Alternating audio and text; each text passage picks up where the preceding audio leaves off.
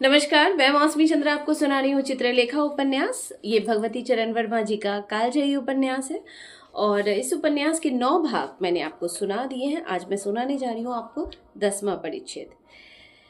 मृत्युंजय के उस आलोकित भवन का आलोक वैसा ही रहा।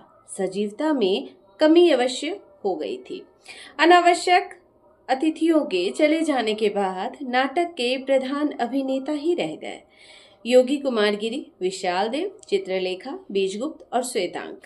केवल इन्हीं व्यक्तियों को मृत्युंजय ने रोक लिया था।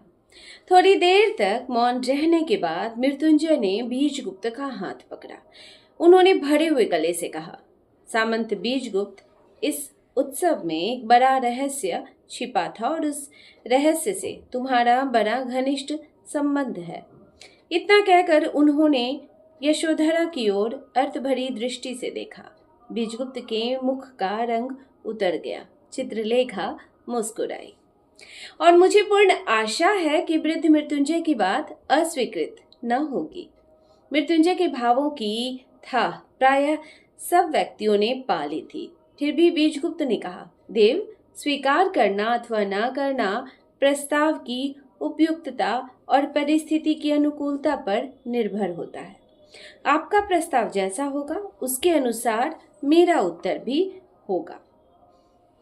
मृत्युंजय ने कुछ देर तक सोचा।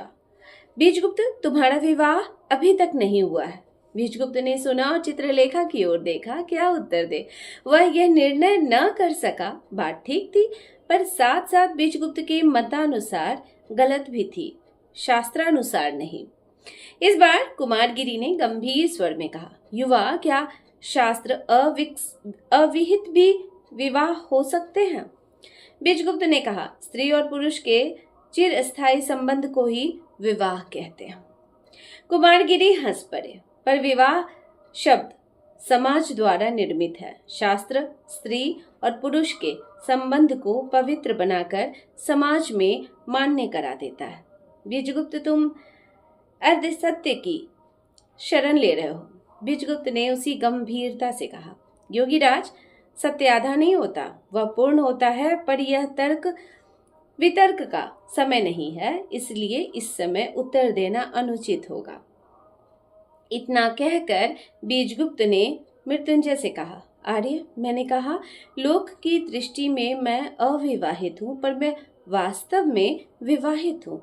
चित्रलेखा मेरी पत्नी है। यद्यपि चित्रलेखा का पाणी ग्रहण मैंने शास्त्रानुसार नहीं किया और समाज के नियमों के अनुसार कर भी नहीं सकता हूँ, फिर भी मेरा और चित्रलेखा का संबंध पति और पत्नी का सा है। मैं प्रेम में विश्वास करता हूँ और ऐसी स्थिति में मेरा अब विवाह करना असंभव है, क्योंकि मेरे प्रेम की अधिकारिणी कोई दूसरी स्त्री नहीं हो सकती। जिस समय बीजगुप्त यह कह रहा था उसकी दृष्टि नीची थी। मृत्युंजय ने कहा, बीजगुप्त, तुम्हारा कहना संभव है, उचित हो, पर जिस समय लोग तुमको अविवाहित कहता है उस समय तुम अविवाहित हो। रही विवाह करने की बात, वहां तुमसे मैं तुम्हारा ध्यान इस ओर आकर्षित करा सकता हूं कि विवाह पुत्रोत्पत्ति के लिए होता है और इसलिए आवश्यक है। चित्रलेखा की संतान बीजगुप्त की संतान न होगी और न वह संतान बीजगुप्त की उत्तराधिकारी हो सकती है। कभी इस पर भी विचार करना। वास्तव में बीजगुप्त ने इस पर विचार न किया था। बीजगुप्त ने इसका कोई उत्तर न दिया। यह उसके लिए बिल्कुल नई समस्या थी। मृत्युंजय इस समय चित्रलेखा की ओर मुड़े। देवी चित्रलेखा, तुम विदुषी हो, तुमसे अधिक कहना व्यर्थ है। तुम बीजगुप्त की परिस्थिति को अच्छी तरह समझती हो। चित्रलेखा अभी तक मौन थी। इस बार उसने उत्तर दिया, आर्य श्रेष्ठ, तुम्हारा कथन सर्वथा उचित है। मैं समाज के अनुसार नर्तकी ही हूँ। बीजगुप्त की पत्नी होना मेरे लिए असंभव है। ऐसी स्थिति में मैं वह करने को प्रस्तुत हूँ जिससे बीजगुप्त का भला हो, पर क्या इतना जानते हैं कि ऐसा करने में मुझे क्या त्याग करना होगा? त्याग करना पड़ेगा नर्तकी। कुमारगिरी मुस्कुराए। बड़ी विचित्र बात कह रही हो। तुम संभवतः अपनी मन प्रवृत्ति को भूल रही हो। तुमने एक बार मुझसे कहा था तुम विराग के जीवन को अपनाना चाहती हो, उसके लिए वह सबसे बड़ा और अच्छा अवसर है। कुमारगिरी की इस बात से बीजगुप्त चौंक पड़ा। उसने कहा, योगीराज, यदि आप विराग पर विश्वास करते हैं और एक व्यक्ति को विराग का उपदेश दे सकते हैं, तो फिर क्यों बंधन में बंधने को मुझे बाध्य किया जा रहा है? इसलिए कि तुम विराग के योग्य नहीं हो और साथ ही तुम समाज के नियमों के प्रतिकूल भी चल रहे हो।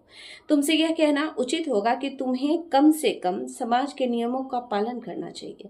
चित्रलेखा इस समय तक कुमारगिरी के कथन पर विचार कर रही थी। उसने कहा, योगी, एक प्रश्न और करूंगी। क्या तुम मुझे गुरु दीक्षा के लिए तैयार हो? यदि हाँ, तो फिर इसी समय मैं तुम्हारी शिष्या हुई। कुमारगिरी के नेत्र स्वयं ही विशाल देव की ओर घूम गए। विशाल देव उस समय अपने गुरु की ओर देख रहा था। थोड़ी देर तक कुमारगिरी को सोचते रहे। नर्तकी चित्रलेखा, तुम्हें दीक्षा देना मेरे लिए असंभव है। इस बार चित्रलेखा हंस पड़ी। मुख से कह देना सरल होता है, करना बड़ा कठिन कार्य है। योगी, तुम्हारे लिए विराग चाहे जितना सरल हो, मेरे लिए कठिन है। अकेली विराग के क्षेत्र में विचरना मेरे लिए असंभव सा है। अभी तक अनुराग के क्षेत्र में हूं और संसार भले ही उस क्षेत्र को पवित्र न माने, पर ईश्वर के आगे और मेरे आगे वह क्षेत्र पवित्र है। उससे बाहर निकलने के अर्थ होते हैं। दूषित क्षेत्र में पदार्पण करना और व्यर्थ पाप करने के लिए मैं प्रस्तुत नहीं हूँ। बात बनी और बिगड़ गई। मृत्युंजय ने इसका अनुभव किया। कुमारगिरी चित्रलेखा को जानता था और चित्रलेखा कुमारगिरी को। श्वेतांक और विशाल देव दोनों इस बातचीत के गूढ़ महत्व को समझ रहे थे। एक यशोधरा ही ऐसी थी जो न अनुभव कर सकती थी, न कुछ जानती थी और न कुछ समझती थी। उसने मृत्युंजय से कहा, पिताजी, रात्रि अधिक बीत गई है। वृद्ध मृत्युंजय ने अपनी पुत्री की ओर देखा और फिर चित्रलेखा की ओर। दोनों में कितना भेद था। एक देवी थी, दूसरी दानवी। एक शांति थी, दूसरी उन्माद और बीजगुप्त परिस्थिति चक्र का एक अभागा शिकार, पर साथ ही मनुष्यता से पूर्ण मनुष्य। मृत्युंजय ने चित्रलेखा से कहा, तुम्हारे क्षेत्र को अपवित्र कौन कहता है? कुछ तुम कर रही हो वह तुम्हारी मन प्रवृत्ति के अनुसार, और मैं यह भी मानता हूं कि तुम्हारा सारा व्यवहार प्रेम का है। प्रेम के क्षेत्र में अपवित्रता का कोई स्थान नहीं है। पर क्या देवी, क्या वह मनुष्य जिससे तुम प्रेम करती हो यदि ठीक मार्ग पर ना हो तो उसको ठीक मार्ग पर लाना तुम्हारा कर्तव्य नहीं है? प्रेम में त्याग की आवश्यकता होती है और बीजगुप्त के लिए जो त्याग तुम करोगी वह महान होगा। बात जिस ढंग से कही गई थी उसका चित्रलेखा पर प्रभाव पड़ा।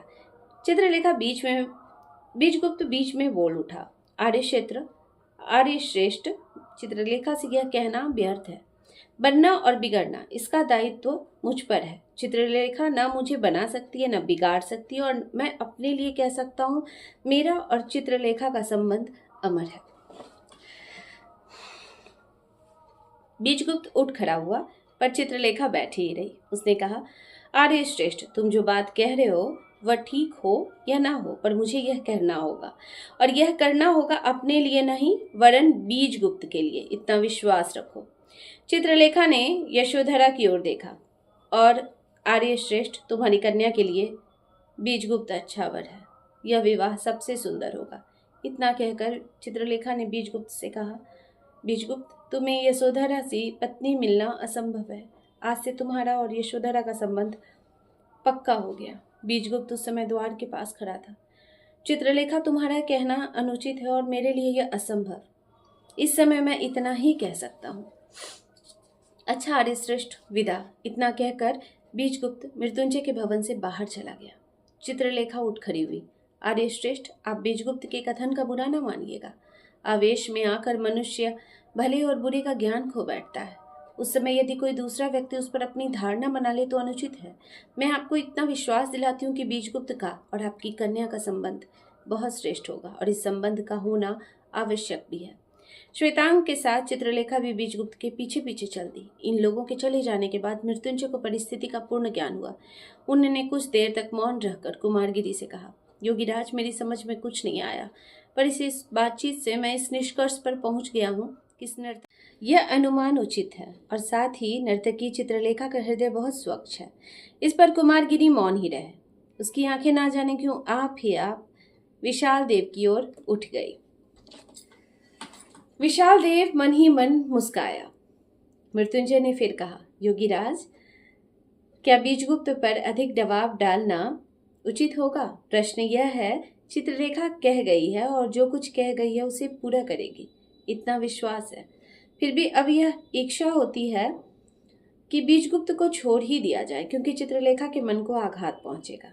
इस पर कुमारगिरी बोले, चित्रलेखा के मन को आघात पहुंचेगा, इस पर मैं विश्वास नहीं कर सकता। बहुत संभव है कि चित्रलेखा स्वयं ही बीजगुप्त को छोड़ देने पर प्रस्तुत हो, और ऐसी अवस्था में बीजगुप्त का जीवन संभल जाएगा। मैं तो यहाँ तक कहूँगा कि चित्रलेखा से बीजगुप्त का संबंध टूटना ही उचित है। कुमारगिरी उठ खड़े हुए और कहा, मृत्युंजय, यशोधरा के लिए बीजगुप्त से अच्छा वर तुमको न मिल सकेगा, यह समझ रखना। तो ये आज 10वां परिच्छेद पूरा हुआ, और अगली बार फिर मिलती हूँ चित्रलेखा के साथ। तब तक आप बने रहिए मेरे इस उपन्यास।